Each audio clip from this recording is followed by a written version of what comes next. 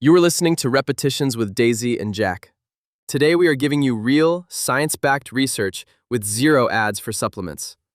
This episode is about, we dug through hundreds of studies on creatine, and it turns out the answer to whether you should take it is a lot more straightforward than most people expect. 5 grams. That's it. 700 studies, 4 decades of research, and the answer is 5 grams of the cheap one, taken whenever you remember. And yet somehow there are $40 tubs of creatine HCl with a 17-step protocol on the label. The science didn't get complicated. The market did. So let's talk about what the science actually says, because the gap between what's in the research and what's in your feed right now is embarrassing. The foundation here is the Kreiter Position Stand, published by the International Society of Sports Nutrition. It's a formal consensus synthesis across the accumulated trial literature, not one lab's finding, but the field's current agreement. And the agreement is unusually clean for a nutrition topic. Which almost never happens. Almost never happens. The headline finding is that creatine monohydrate is the most effective ergogenic nutritional supplement available for athletes trying to increase high-intensity exercise capacity and lean body mass. That's not a hedged conclusion. That's the position of the field after synthesizing over 700 peer-reviewed trials. 700 trials and a single sentence of practical advice. There's something almost funny about that. The supplement industry finds it considerably less amusing. So walk me through the mechanism, because I think a lot of people take creatine without actually knowing what it's doing inside them. Creatine is stored in muscle primarily as phosphocreatine. During short, high-intensity effort, the first 10 seconds of a maximal sprint, the first few reps of a heavy set, phosphocreatine donates a phosphate group to ADP and rapidly regenerates ATP. That's the ATP-PCR system. It's fast, it's powerful, and it runs out quickly. Supplementation increases total muscle creatine stores by roughly 20 to 40% above baseline in people who respond to it. More creatine in the tank means more capacity to do that explosive work before the system fatigues. And that 20 to 40% increase, that's real output, not just a number on a test. It translates to performance in compound movements, in sprint intervals, in anything that relies on short-duration, maximal effort. The body composition changes, the lean mass increases, are downstream of being able to train harder within those energy systems, and also of creatine's osmotic effect pulling water into muscle tissue. That's not a side effect. That's part of the mechanism. I want to get into the protocol specifics, because this is where the influencer content completely loses the plot. Loading. Do you need it? The loading protocol is 20 grams per day, split into 4 5-gram doses for 5 to 7 days. That saturates your muscle creatine stores in roughly 1 week. The Kreiter Position Stand also confirms that supplementing with 3 to 5 grams per day without any loading phase achieves the same saturated stores, just over 3 to 4 weeks instead of 1. The end point is identical. Loading only changes the timeline. So the loading phase isn't wrong, it's just unnecessary for most people. Exactly. If you have a competition or a specific performance event within the next 2 weeks, loading makes rational sense. For everyone else building a long-term habit, it adds GI discomfort, bloating, cramping at those higher doses, with no additional long-term benefit. I've watched guys in my gym loading creatine for years, full 20 grams a day, thinking they're ahead of the curve. They're just spending more time in the bathroom. That is a clinically accurate summary. What about timing? Because the post-workout window thing is everywhere. There is one study people cite for this, Antonio and Ciccone, a crossover trial comparing pre-workout versus post-workout creatine supplementation. It found a statistically significant advantage for post-workout on lean mass and strength. Sounds meaningful. The sample was 19 people. Recreational bodybuilders, 4-week duration, single study. Kreider and the broader consensus literature do not treat timing as a primary variable. Daily total dose and consistency are what drive creatine saturation. The honest answer on timing is, take it when you'll actually remember to take it. Consistency beats optimization every time. That's true for most of fitness, but don't tell the protocol guys. Our audience already knows. Now, the alternative forms. This is where I need you to understand what's actually being sold to you. Creatine HCl is marketed on the basis of higher solubility in water, which supposedly means better absorption at lower doses. The argument is, it dissolves more easily in a glass of water. Therefore, your body absorbs more of it. And the problem with that argument is? Your stomach is full of hydrochloric acid. The solubility advantage in water does not translate to superior muscle uptake in the body. No published comparative trial demonstrates that creatine HCl produces greater increases in muscle phosphocreatine levels than monohydrate at equivalent doses. And creatine ethyl ester, another premium form, has comparative data suggesting it may actually be less effective because it degrades to creatinine before absorption, the opposite of what it claims. How much more are people paying for the inferior option?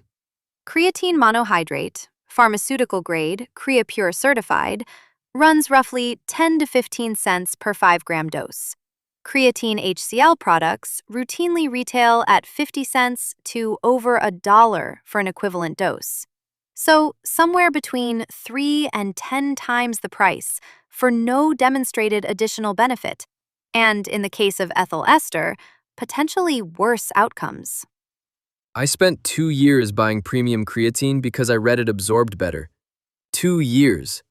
That's a lot of money to eventually arrive at the cheap white powder. How do you have time to read 400 papers and still make that mistake? I'm not the one reading 400 papers. I read 400 papers while you slept last night. It is not a slow process. Right. Sometimes I forget. That's part of the job. Now, cycling. The idea that you should load, run creatine for 8 weeks, stop for 4 weeks, repeat. I've heard this my entire training life. It has no mechanistic basis. Creatine doesn't downregulate receptors the way hormonal systems do. When you stop supplementing, your muscle creatine stores decline back to baseline over approximately 4 to 6 weeks. That's it. There's no receptor desensitization happening.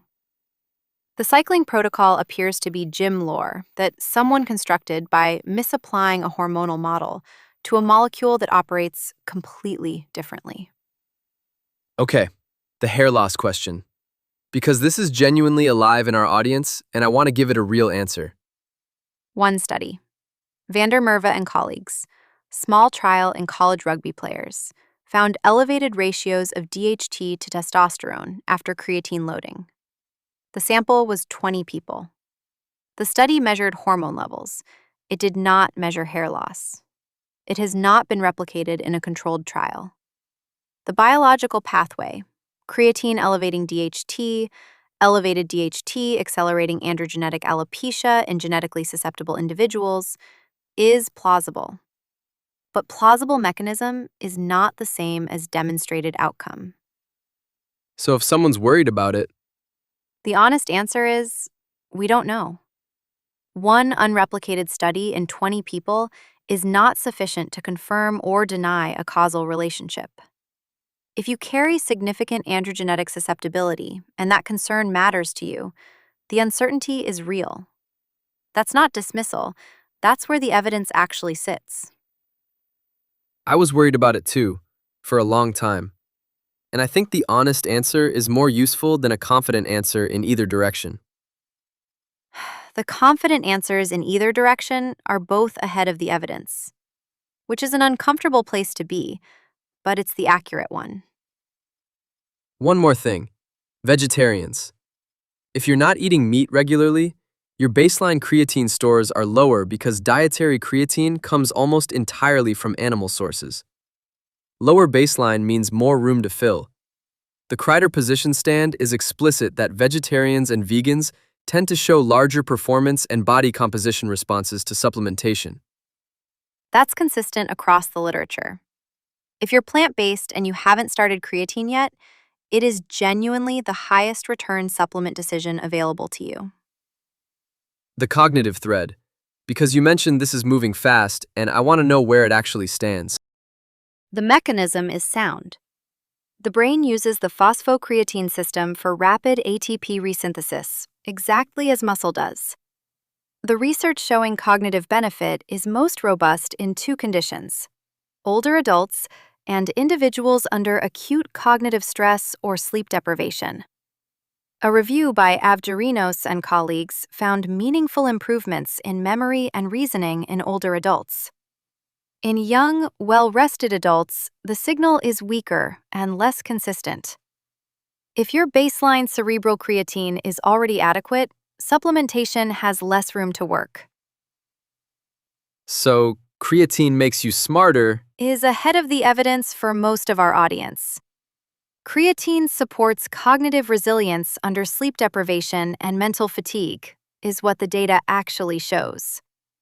If you're pulling a rough week, there may be something there. Don't build your stack around the cognitive story yet. The kidney concern. I know people still bring this up. Kreider 2017 addresses it directly. No evidence of renal harm in healthy individuals at recommended doses. The confusion comes from the fact that creatine supplementation raises serum creatinine, a creatine metabolite that is also a standard kidney function marker. That elevation is a metabolic artifact of supplementation, not a signal of organ damage. If you have pre-existing kidney disease, talk to your doctor first. Healthy individual, normal dose. The evidence is clear. So here's the whole thing in one place. 5 grams of creatine monohydrate per day. Skip the loading phase unless you're peaking for something specific in the next 2 weeks. Take it whenever you'll remember. Morning, post-workout, with your food, doesn't matter. Don't cycle it. Don't buy the premium forms. Get pharmaceutical-grade monohydrate, CreaPure certified if you want a quality signal, and you're done. The evidence quality on those recommendations is as high as you'll find in sports nutrition research. 700 trials and 40 years arrive at a protocol that costs about $40 for a year of supply. The complexity in the content ecosystem around this supplement is economically motivated, not scientifically motivated. The simple answer is the right answer. Knowing why the simple answer is right, after all of that research, that's the actual knowledge. 5 grams, the cheap one, every day. You've now done more due diligence on creatine than most people selling it to you. And that's our show. Thanks for joining us on Repetitions. If you liked the podcast, you can show our team some love with 5 stars and a follow. See you next week. Grep News. Thomas.